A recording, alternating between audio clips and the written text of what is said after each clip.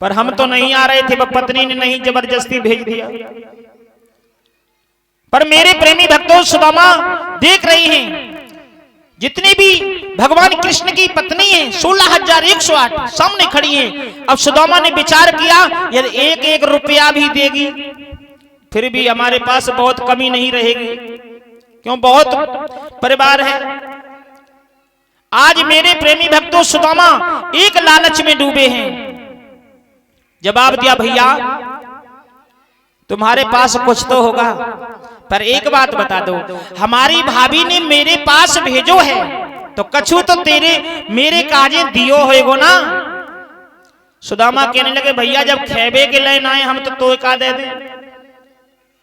भगवान कहने लगे, तेरी बचपन की आदत है बेहू न गई, पहले तो तूने चना चुरा के खाए।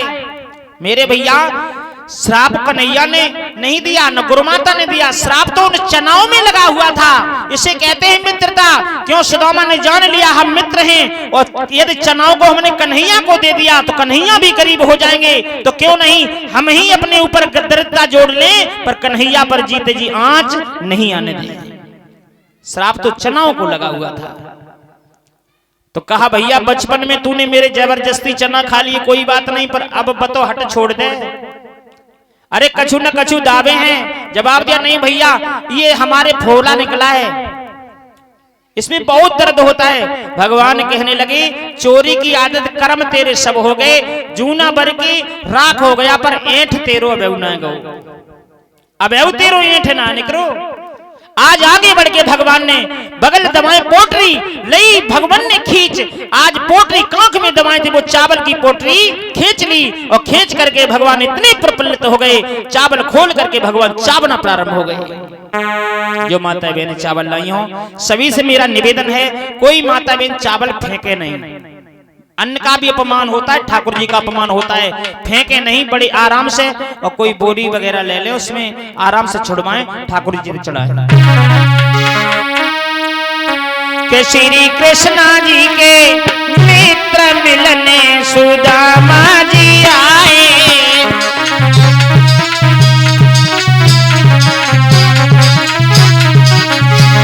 मिलने सुदामा से आई कन्हैया आई।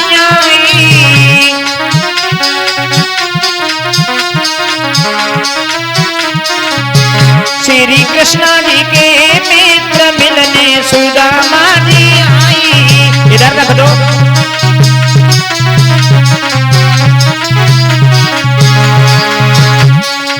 वो पहली मुट्ठी बरलीनी कन्हैया बरलीनी,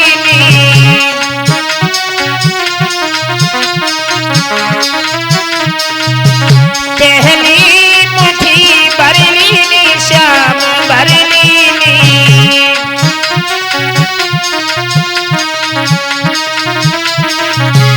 देह दिया का लोक मिलने सुदामा जी आई।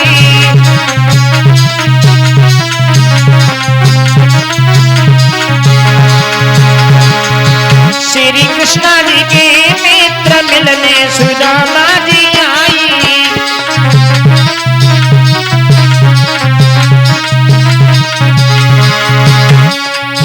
मिलने कन्हैया से आई श्याम मेरी आई।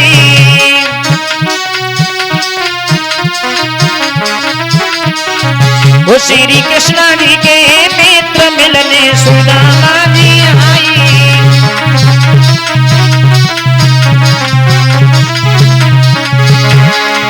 वो दूजी मुट्ठी बरलीनी श्याम बरलीनी,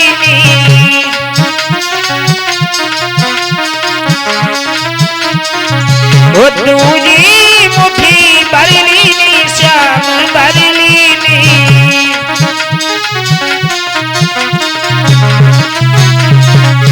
दे दिया तुझो लोक मिलने सुदामा जी आई।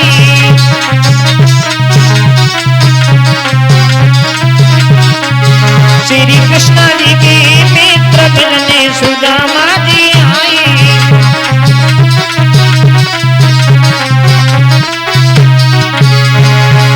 तीजी मुट्ठी बरलीनी श्याम बरलीनी,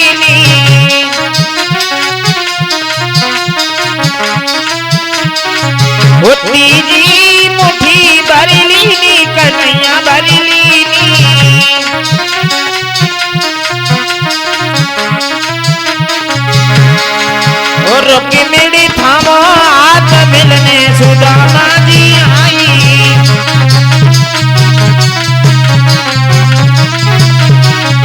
श्री कृष्ण जी की मित्र मिलने सुदामा जी आई।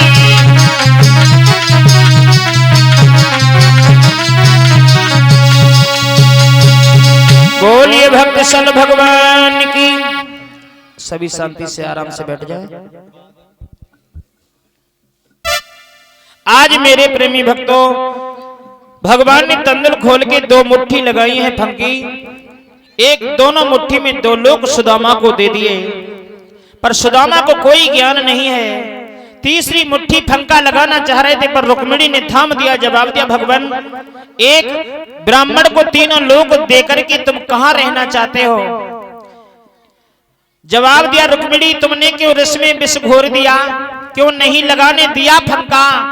अरे तूने अपने मन में क्यों शंका की? ब्राह्मण को तीनों लोग क्यों नहीं देने दिए?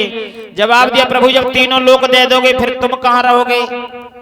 जवाब दिया, नहीं रुक्मिणी, यदि ब्राह्मणों की ही कृपा ऐसी है जिनके कारण तुम हमारे पास बैठी, न तुम्हें भी शिशुपाल ले जाता, खिल्लियां सिखावती डोलती। आज सुदामा की गरीबी दूर की, पर सुदामा को कोई मालूम नहीं है। तो सुदामा ने जवाब दिया, अभी तक जब से आए हैं तब से कुछ तो सुख दिया नहीं। आज मेरे प्रेमी भक्तों, बड़ी ही हट पड़ गई। आज कृष्ण सुदामा को भोजन करा रहे हैं, पर जवाब दिया, भैया अब मैं अपने धाम जाना चाहता हूं। क्यों? जब से आए हैं तब से ना जाने ब्राह्मणी किस हालत में होगी। कन्हैया ने कहा 2-4 दिन रुक जाओ। कहा अब नहीं रुकेंगे, अब तो जाएंगे। आज जितनी भी गोपियां हैं, जितनी भी भगवान की पत्नियां हैं, सभी बुला ली, भैया सुदामा से आशीर्वाद ले लो। आज कोई रुपया तो दे नहीं रही, पैरों में नमन करती है, आशीर्वाद दे रहे हैं, पुत्रवती बहू। पर सुदामा ने देखा सब धीरे धीरे पांव छुए रही, पर किसी ने 1 रुपया तो दिया नहीं। धुजलाने लगे। कहा हूं नहीं आवत हतो बाई पठाओ मुई ठेल, अब कहीं हो समझाए कि जू धन धरो सकेल। अरे हम तो नहीं आ रहे थे, जबरदस्ती भेज दिया। पर भगवान ने दोनों मुट्ठी हाथ बगल में दबा ली। कहा भैया चलो हम तुम्हें रास्ता बता दें। आज सुदामा ने विचार किया आवे तक तो ना दो, पर हमें मालूम पड़ा कन्हैया दोनों मुट्ठी में कुछ लिए है, बाद में देगा। बाहर निकले, भगवान कन्हैया ने कहा भैया सुदामा यहां से इधर को मुड़ के चला जाना, और ये हाथ किया और इधर से कहा ऐसे निकल जाना। और 101 रुपए श्रीमान ब्रिजेश कुमार जी भिजवा रहे हैं। भगवान से कामना करेंगे छत्र छाया रखे, माया से भंडार भरे रहे, हमेशा भगवान प्रसन्न रखे। मेरे प्रेमी भक्तों, उसी समय जैसे ये कहा, दोनों हाथ खाली देके सुदामा के चरणों में भगवान कन्हैया ने नमन किया और कहा भैया आशीर्वाद तो दे दो। सुदामा ने जवाब दिया, भैया बालापन के मित्र हैं, कहा दे तो श्राप, जो भगवान तूने दियो बस वो ही पइयो आप। नहीं सुदामा समझ पाए, 2 लोग भगवान ने दे दिए थे, दोनों लोग वापस चले गए। ना सुदामा 2 लोग के राजा थे। आज कन्हैया वहां से लौट के आए, क्यों? और श्रीमान संतोष यादव नातेदार 101 रुपए गदनापुर से भगवान से कामना करेंगे प्रभु छत्र छाया बनी रहे, माया से भंडार भरे ने।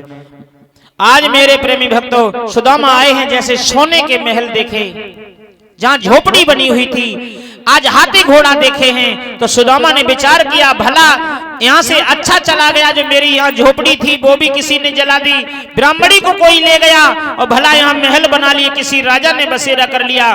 जैसे सुशीला ने देखा तो दौड़ के आई, ब्राह्मण की भुजा पकड़ी।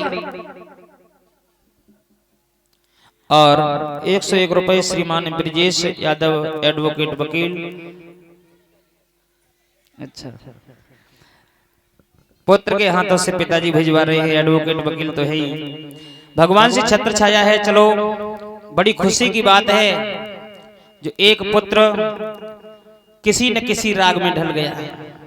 देखो वकील का होदा बहुत बड़ा होता है। वकील चाहे तो जज को भी भीतर कर दे, वकील चाहे तो कितना बड़ा सीएम क्यों न हो उसे भी भीतर कर दे। ये काले कोट में बहुत दम होती है। ऐसी पढ़ाई के लिए मैं बहुत बहुत आभार व्यक्त करता हूँ। कामना ये करेंगे जितने भी और भैया हमारे सब पढ़ाई में मन लगाओ भैया, जब गेंद बल्ला में कुछ नहीं रखा है। जीवन मत बिगाड़ो, अपने साथ